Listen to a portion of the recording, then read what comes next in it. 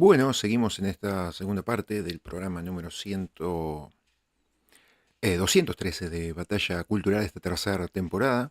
Tuve que cortar un ratito el vivo para hacer algunas cosas aquí en mi hogar, en mi casa, pero ahora ya estamos de vuelta. Y vimos recién lo de Agustín Laje con Jamie Dani, esta entrevista que hizo hablando sobre Bolivia. Y ahora vamos a ver otra entrevista que le hicieron a Agustín Laje en La Nación, en el programa de Luis Majul.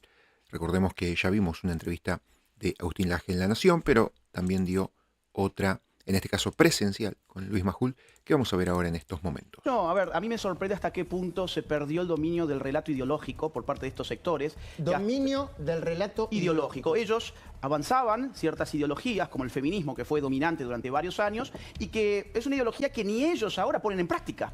Es decir, cuando dice son gatos, hasta hace poco eso era sexismo, cosificación, opinar de un cuerpo ajeno. Machirulos. Machirulos. Pero bueno, ahora se ve que ya eso se puede opinar en la Argentina, y tanto así que las exfeministas, que además se olvidaron de las mujeres, cuando las mujeres eran golpeadas, abusadas o violadas por kirchneristas o por periodistas kirchneristas, como el caso que recién se mostró, estaba todo fantástico y no salían a decir nada. Cuando otras mujeres no son de signo kirchnerista e integran una lista, esas mujeres se convierten en gatos, simplemente por cómo se visten, cómo se muestran, cómo se ven. Por lo tanto, el Estado tiene que quitarles parte de su ingreso para pagarnos a nosotros que sí conocemos lo que es la alta cultura, y ustedes son tontitos que no pueden, creen que Homo Argentum es una buena película porque no tienen cultura, pero el Estado me tiene que financiar a mi kiosco, que la van a ver 800 personas, porque eso es alta cultura.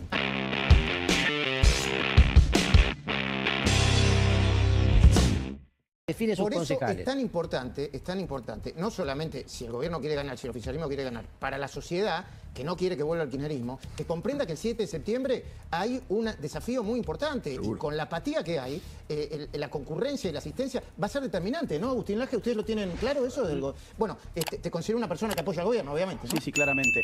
Milei lo tiene tan claro que el argumento es el siguiente. Lo que pase en septiembre va a ser el techo del kirchnerismo, pero el piso de la libertad avanza. Perfecto. En ese sentido es fundamental. Y digo algo más sobre la lista. A mí me parece que esa lista, además de ser defensiva, refleja que no se han dado cuenta todavía de lo que pasó en noviembre del 23. Claro. No hay renovación en el kirchnerismo. No hay una sola figura nueva. Por eso lo de Rebord es importante. Esto es una lista casta que refleja una lucha de facciones internas. Es una lista endogámica que no entusiasma absolutamente a nadie y que recuerda al pasado. Y la gente en las encuestas hoy está diciendo que lo último que quiere es volver al pasado. Por eso el eslogan es kirchnerismo nunca más. Ahora, a usted te quiero preguntar esto. Lo que dice el presidente, y que vos tomás, el 7 de septiembre es el techo y en octubre es el piso. ¿No puede ser interpretado también como un discurso defensivo porque eventualmente dudan de que puede perder la libertad avanza? Y en todo caso, perder con el peronismo el 7 de septiembre, con un aparato importante, ¿no lo consideran definitivo ni muy dañoso? No sé si existe la palabra dañoso, pero bueno. Dañino. Dañino. A ver, Parece que dañoso también existe. Un poco Pues es rebuscado, probable, pero- es probable. Adelante, por favor. A ver, vamos a tener que interpretar que es una derrota y que es una victoria en septiembre. Claro. ¿Es una derrota perder a nivel global en lo que pasa en la provincia de Buenos Aires, o hay que contar los legisladores que entran o la cantidad de secciones en las que se gana? Vos me Va a haber preguntás distintas lecturas. Va a haber me preguntás a mí, Sí. en una elección como esa, primero hay que contar los votos, porque en todas las elecciones primero se cuentan Sí. los votos, el total, Sí. ¿no? ¿Te coincidís? Yo Primero puedo, los dar- votos. puedo dar Primero una los opi- votos. puedo dar una opinión. Perdón, después Va a la ganar en sección. los votos los candidatos de Milei. Mire, muchachos. Va a ganar. Va a ganar en ¿sí? septiembre, ¿En en los septiembre? votos, sí, también los candidatos de Milei. Estamos hablando de dos elecciones distintas, la otra va a ser una paliza, esta va a ser una elección pareja. Para que el gobierno pueda ganar la de septiembre, Milei tiene que bajar al territorio. Esto es, en la medida que los candidatos de la Libertad Avanza en la elección del 7 de septiembre sean Milei, ganan la provincia de Buenos Y Aires. la mayoría de los candidatos son Milei. Sí, pero Que la gente lo identifique como gente claro. de Milei. Bondarenko es Milei, que digan Bondarenko es Milei. Exacto, ese Diego es el más Valenzuela clave de todos. Es Milei. Ese es el más clave, Bondarenko es Milei. Y yo le agregaría a Carlos el tema de la fiscalización, ¿no? Sí, por supuesto, pero... No solo mirá, Milei, te la pueden- militancia tiene que bajar está, al territorio. está calculado que te pueden robar un 5% de los votos. Sí.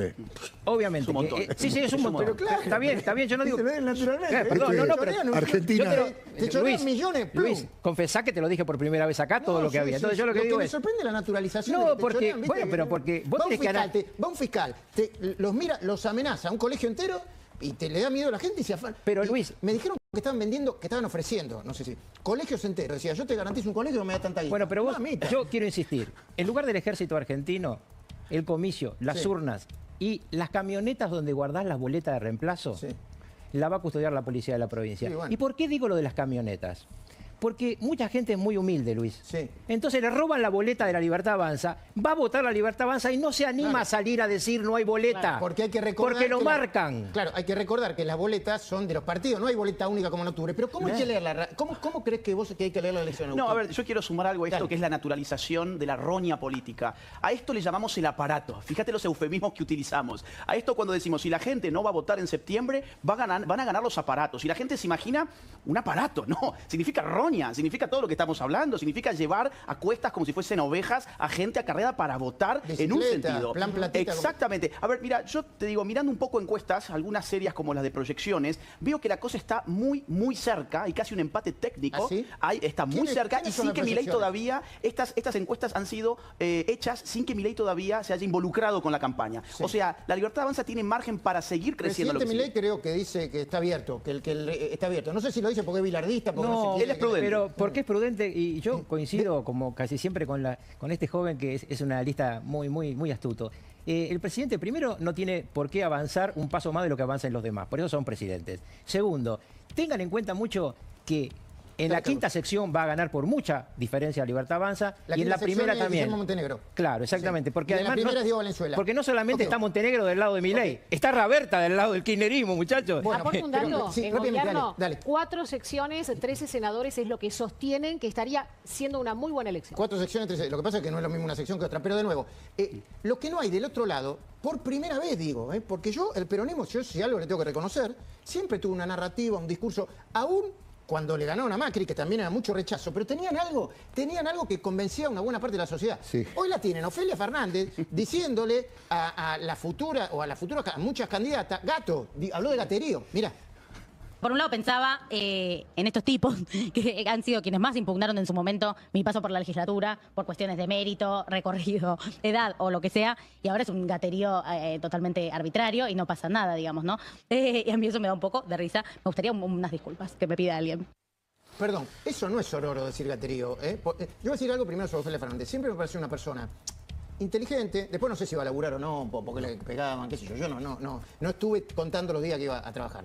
Ahora, che, es poco sororo decir gaterío a mujeres que sea una ex, no sé, conejita de Playboy o sea lo que sea, o sea un ex vedette. Es poco sororo, pero esto lo digo yo. Perdón, no. Un comentario. Hay una candidata, pará, Guachín, un segundo. Hay una candidata de esta gente, de ella y de Grabois, que está procesada por robarse la comida en la provincia de Buenos Aires. vamos de Eso es mucho peor que cualquier actitud de soberbia femenina. Vamos de a poquito, Carlos. Decime, Agustín. No, a ver, a mí me sorprende hasta qué punto se perdió el dominio del relato ideológico por parte de estos sectores. Dominio del relato Ideológico. Ellos avanzaban ciertas ideologías, como el feminismo, que fue dominante durante varios años, y que es una ideología que ni ellos ahora ponen en práctica.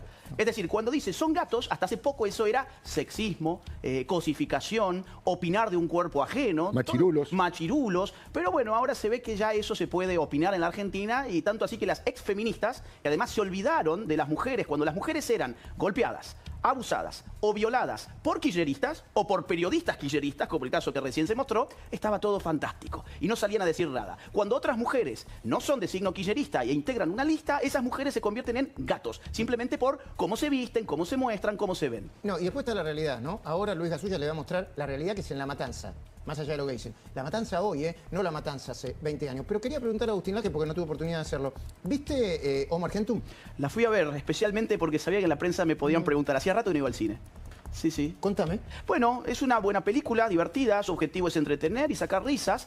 Nadie, supongo yo, que esperaba, digamos, hacer estas películas de gran... Pretenciosas. Exactamente. Ahora, ¿qué pasa? ¿Cuál es el gran problema con Homo Argentum? Que siendo financiada por capital 100% privado, se convierte en la película más vista del año. Ya van 500.000 de espectadores en un puñadito de días. ¿Y por qué eso es difícil de tragar para el kirchnerismo? Porque ellos nos querían convencer que no había cine sin Estado. Y resulta que el mejor cine no es el que depende del Estado, sino que es el privado. Y encima de eso, es un cine que plantea un guión que en varias viñetas, no en todas, en varias, hay un mensaje anti-woke, hay un mensaje anti-progre. Entonces, si encima de todo es privado y complica el relato progre, hay que destruir a Homo Argentum. Pero ellos son tan tontos que no se dan cuenta que cuanto más desaconsejan ir al cine a ver esta película, la gente más lo quiere ver, porque ni siquiera les confía sus criterios culturales. Sus criterios culturales eran las películas de Charry, que por ejemplo, Kiosco, que fue una que financiamos entre todos, o sea, la gente que está del otro lado. Perdón, ¿vos la viste a Kiosco? Porque todo el mundo parece que la vio a Ni Kiosco. en pedo. 800 personas la vieron. O sea, no vas a encontrar acá a nadie que la haya visto porque en total fueron 800. Sí. O por ejemplo, Happy Hour, 2188 personas fueron al cine a verlas. Nos costó a todos ¿Happy nosotros. Hour de quién? Perdón, También Echarri.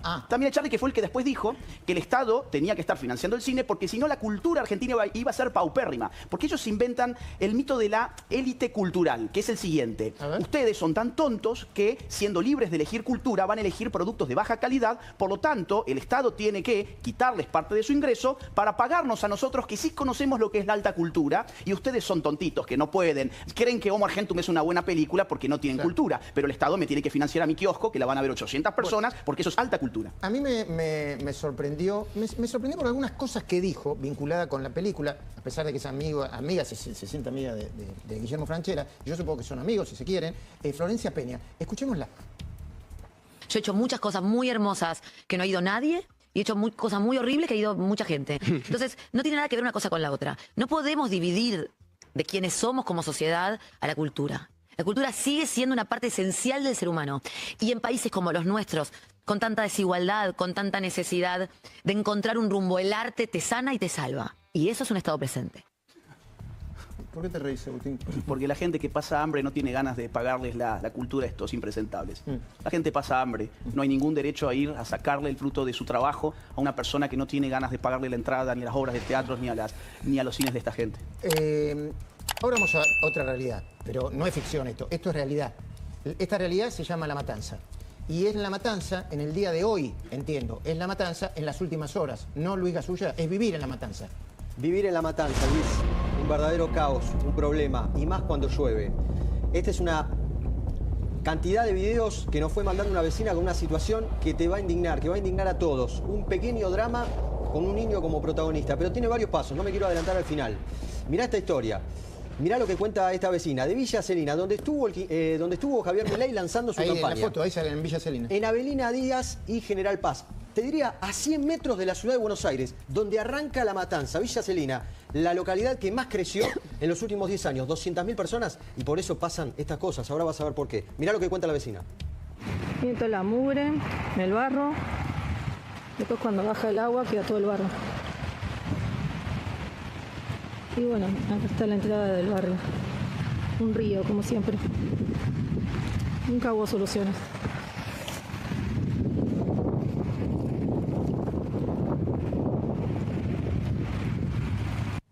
Del otro lado está la General Paz. Ahí arranca la capital federal. Villa Celina, en esa zona, te lo contamos en varias ocasiones. Hubo una mega usurpación de 18 hectáreas. ¿Y qué pasó? Cuando se construyó tanto, bueno, que el barrio Vicente López en Villa Celina termina así. Porque llueve y no tiene dónde irse el agua. Ahí está la General Paz, ahí la ves la General Paz. No. Esto es Avelina Díaz. Es la avenida que cruza Villa Celina. Y ahí queda el auto inundado y una ambulancia. La ambulancia tenía un nene. Ahora lo vas a ver. ¿Un nenito? Un nenito. Venía del hospital Garraham. Y mira, el patrullero empuja a la ambulancia porque no lo podían sacar. No podían sacar a la mamá con el nene. En el hospital, bueno, tampoco las instalaciones del hospital Garraham estaban muy bien. Y ahí se va la familia. Ahí sale el nenito con la madre. Esta es una historia, es una simple historia. Pero es una realidad de todos los vecinos de Villa Celina. Ahora, qué tremendo estas imágenes, qué tremendo. Yo te digo realmente, todos los días me sorprendo más. Y cada vez que vamos con la cornisa, cada vez que... O sea, no dejas de sorprenderte, porque cada vez está peor. El deterioro es como... no sé cómo decirlo, inacabable, no tiene final. Todo el tiempo está más deteriorado. Y los dirigentes políticos del peronismo y de La Matanza aparecen solamente para las elecciones, para sacarte la foto. No termino de entender, Rucau. Vos venís del peronismo y defendés al peronismo, ¿no? Yo no lo termino de entender esto, ¿sabes? Bueno, hay claramente una distorsión de las ideas de cómo se ayuda a la gente. Muchas veces acá Milei hace un planteo respecto a los sectores humildes. ¿Y yo cómo lo traduzco esto? Pero Carlos, vos viste lo que hizo. Hacía un niño, sí, un niño. Déjame que termine sí, esto. Sí, claro, yo estoy impactado con las imágenes. De los humildes, repartiendo o bajando la inflación y que el salario se aumente en capacidad adquisitiva, en que haya más trabajo, que haya más empleo. Entonces, esta es la discusión central. Yo sigo pensando en la felicidad del pueblo y en la grandeza de la patria, pero lo que hizo el kirchnerismo es convertir esta excusa en un robo durante 20 años. Destruyeron la Argentina durante 20 años. Entonces, ahora, ¿qué es lo que plantean frente a Milei? Volver al pasado de ellos. Dicen que es al otro. Quieren volver al kirchnerismo. Y te digo una cosa más. En octubre los que no quieran, porque viste que a veces dicen tenés que votar peronista, bueno, hay otros, está Randazzo, está Grey, no vayan con el kirchnerismo. El kirchnerismo es la traición a los principios que ustedes heredaron de sus padres. Tienen a Milei, al que millones de peronistas lo van a votar y tienen esas alternativas. Ahora, hay una parte del informe, porque recién te mostramos una primera parte de este informe, hay otra parte que es que vos decís, ¿no? Y cuando empezás a verlo, decís, no pueden ser tan insensibles estos tipos, y hablar como si no hubiese pasado nada. Contanos, Luis, dale. Bueno, mirá, ¿por qué pasan estas cosas además? Porque Villa Celina se multiplicó la población, porque en un lugar que era un enorme pastizal, donde el agua podía drenar, hoy se hizo un gigantesco negocio inmobiliario trucho, como te mostramos en alguna ocasión, y por eso los vecinos de Vicente López, el barrio Vicente López, dentro de Villa Celina, aclaramos, nada que ver con Vicente López, el barrio Vicente López, dentro de Villa Celina, no pueden cruzar, se convierte en un río. Ahora, ahí hay complicidad también del gobierno, porque algunos están colgados de la luz y se las da el gobierno. Totalmente. Algunos están colgados de otro tipo de energía y se la da el gobierno, porque eventualmente busca votos ahí también, Luis, ¿o no? Sí, totalmente. Ahí arrasa el peronismo. Ahí es donde mejor diferencia saca. Y también en este lugar... Mirá el peligro de los cables. Mirá el peligro. Todo inundado. Los cables son postes de luz, eso, ¿no? Algunos de esos postes de luz. Ahora, tan complicado no debe ser, ¿no? La señora dice, nunca hubo soluciones. Si vos querés que la gente... 1000 años que están... Pero claro, o sea, ¿qué más querés que la gente te vote porque le des las soluciones a los problemas cotidianos? Ahora hay que decir esto también. Es cierto que mucha gente va a estar recontra harta y que muy probablemente vaya a ir a votar el 7 de septiembre harta contra el peronismo.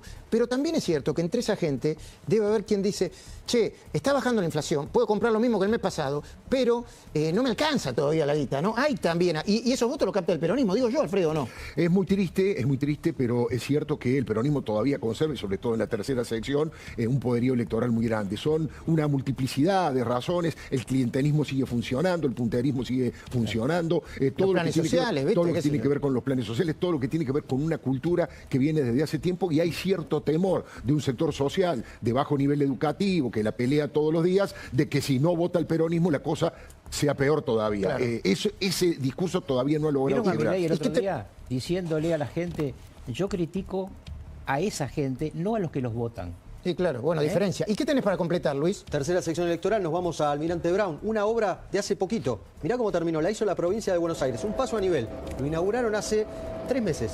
Mirá cómo está el paso a nivel. No. Esto evidentemente falló el ingeniero. A ver, es cierto que llovió mucho, ¿no? Porque yo hoy estaba hablando con él y me decía, Majul, llovió mucho, sí, llovió mucho. Llovió lo que no llueve en un mes. Dicen que llovió lo que no llueve. Ahora, en la ciudad de Buenos Aires, dicho sea de paso, también llovió lo que no llueve en un mes, en el AMBA, ¿eh? Más allá de no se inunda más, del grito de Macri. No pasó lo que pasó acá, ¿no? Esta fue una obra que inauguró en mayo de este año Axel Kicillof con el intendente local. Esto es Longchamps, Ruta 4, es un paso a nivel. Hicieron una mega fiesta, mega inauguración. Pero ¿qué es lo que decían los vecinos ya en el momento? La calcularon mal, muchachos. El paso a nivel, ahí está. La provincia inauguró el viaducto bajo a nivel de la Ruta 4 en Almirante Brown. Sí.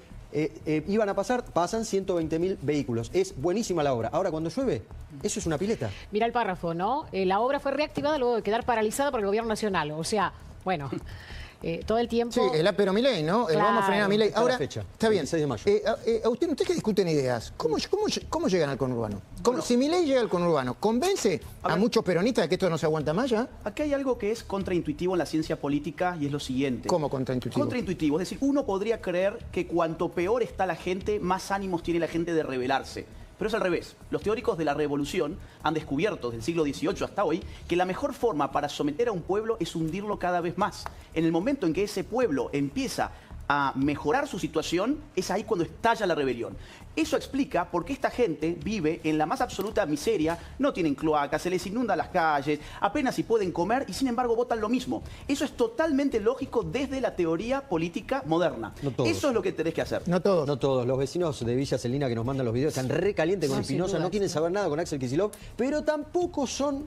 Todavía les seducen algunos candidatos de La Libertad Avanza. Claro. Están molestos con todo el mundo. Pero es cierto que cuando hay un nivel de degradación tan grande, el sometimiento cultural, el sometimiento es realmente muy fuerte. Fíjate que a lo largo de la historia los movimientos que más generaron, por ejemplo, el cordobazo lo hacen los obreros mejores pagos, los más calificados. No lo hacen sin penaje la gente que tiene dificultades marginales. O los presos otro nivel de conciencia y además tiene una exigencia mayor de calidad de vida. Voy a volver al discurso de Milei. Cuidado con el esclavo que ya no tiene más nada que perder, ¿eh? Sí, está bien. Lo dijo el otro día. Y hablando de no tener más nada que perder, ¿Qué va a pasar mañana en el Congreso? Para mí, mañana puede ser un día clave también, ¿no?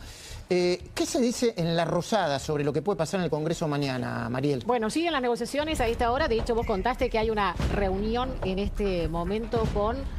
Me parece que en este momento está Martín Menem con Cristian Ritondo tratando de contando los porotos. Va. Efectivamente, pero ¿qué se dice? Bueno, reconocen que el número está muy ajustado. Está muy justa la votación, me decía recién una fuente. Claramente saben que hay algunos de los proyectos que, bueno, la oposición no va a poder ir en contra del veto presidencial. ¿Qué proyectos? El caso, por ejemplo, de la moratoria previsional. Digamos, ahí la oposición ya sabe que no va a tener el número. Sin embargo, lo que es la emergencia de discapacidad está complicado. La oposición creen que va a conseguir la posibilidad de ir contra el veto. Jubilaciones no se sabe porque depende de la gente que esté presente al momento que comience la sesión. ¿Es el tema, Rucó? Sí, claro, porque se cuentan sobre el tercio, se cuenta sobre presentes. Exacto. Entonces vos podés conseguir colas en la banca o colas afuera de la banca y eso te permite... ¿Qué significa eso para que entienda la audiencia? ¿Qué son colas en La gente que, los legisladores que se ausenten de la votación ayudan al gobierno a tener el tercio de defensa. Claro. Ya que no nos podés dar una mano con tu voto, danos una mano con la faltando. ausencia, como se hizo en algunas sesiones. Bueno, acá me dicen,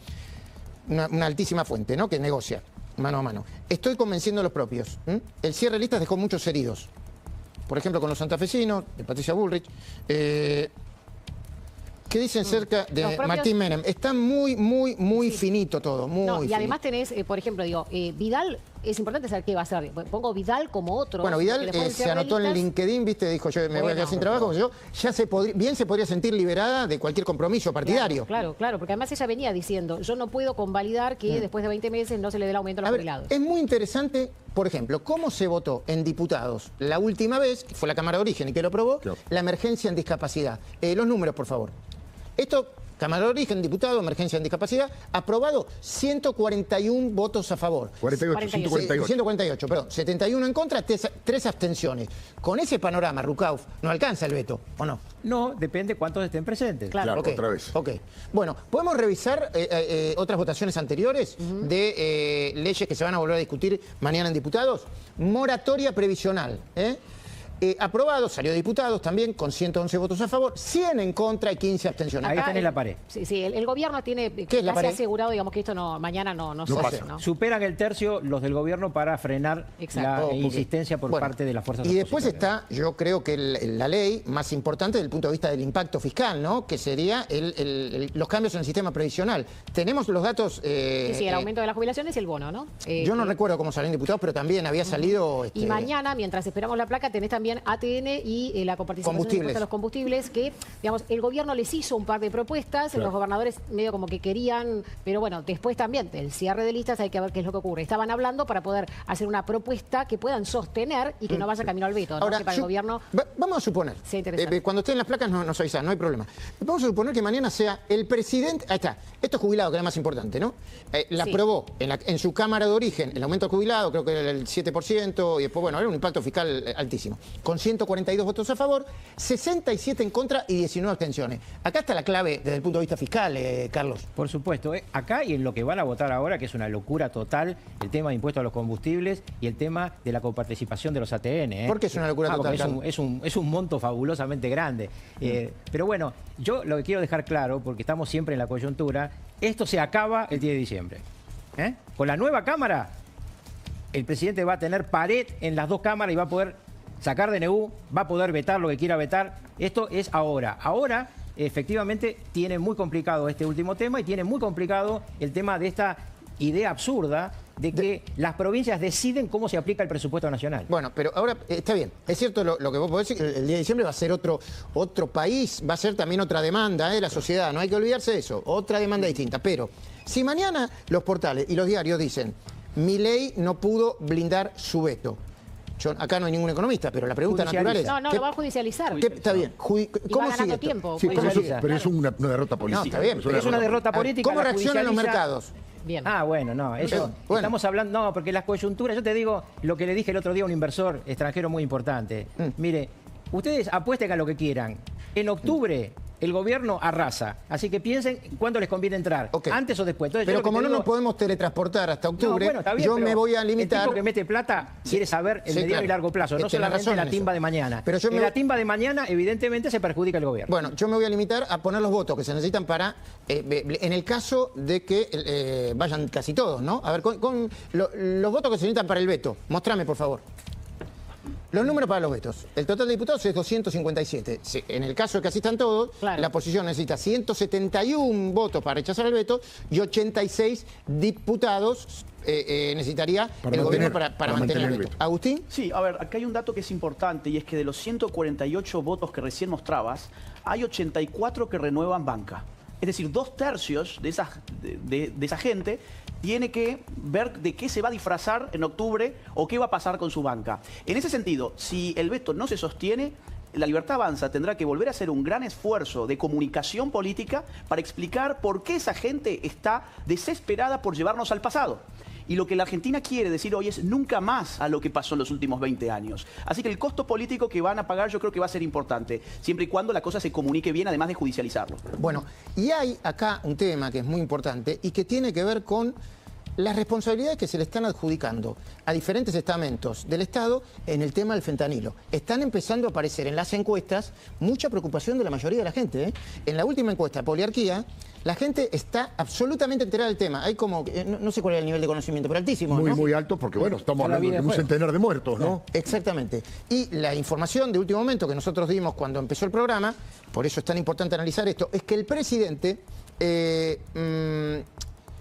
no tiene pensado, es muy cerca de las oficinas del presidente, dicen exactamente esto, no tiene pensado pedirle la renuncia al ministro de Salud, Mario Lugones. ¿Qué información o qué análisis se hace de eso, Carlos? No, yo no creo de ninguna manera que le pidan renuncia a Lugones. ¿Y por qué hay un run run tan importante? Pero Acá porque- le sorprendió a Alfredo que salió Alejandro No, Fantino. ¿eh? yo escuché toda la, Sí, la- sí, yo la- también la lo presión escuché. de Fantino, que fue durísimo, insultando incluso a Lugones. Dije, bueno, tarjeta amarilla por lo menos para Lugones, y Fantino no va a yo decir te digo, eso. en mi opinión, acá no hay cambios de gabinete hasta que asuman los ministros que van a ser legisladores en el mes de diciembre.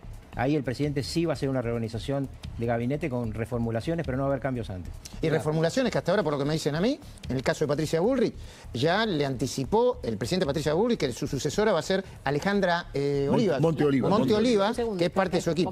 no es Y su en el segundo caso número de, dos real, y en el número caso de Petri, También. me parece que también el presidente le dijo a Petri, se puede quedar tu equipo e incluso vos estás habilitado para designar a tu sucesor, si querés designarlo. Pero este es el día de hoy, ¿no? No sé. claro. El presidente dice, no sé, o cerca del presidente dicen, equipo, es bilardista esto, equipo que gana no se toca, pero no sé si es así.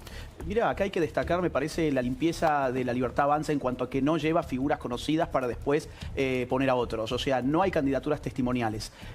Lo mismo pasó con Adorni, que se suponía que no iba a asumir su cargo. En este Va a caso, asumir. van a asumir y se van a quedar los números 2, que como Carlos dice, son números 2 reales, no son figuritas. El tema de las candidaturas testimoniales es rechazada en todas las provincias, ¿eh? Es una estafa electoral, directamente una estafa electoral. Te ofrecen un producto y cuando vos querés comprarlo, lo votás, decís que sí, te dan otro. Es una engaña pichanga, gato por liebre. Son como esas hamburguesas que se ven buenísimas en la foto y después una cosita así chiquita. Es cierto. Y hablando de hamburguesas, no tiene nada que ver con hamburguesas, le están terminando de armar al pelado Trebú, ¿no? Tendría que haber estado hace 10 minutos acá. Y después me pide que me quede durante media hora. No quiero que cierres este video. Bueno, ahí pasaba esta entrevista de Agustín Laje. Esperen que voy a poner acá arriba el chat que se salió de YouTube. Esta entrevista de Agustín Laje ahí en La Nación con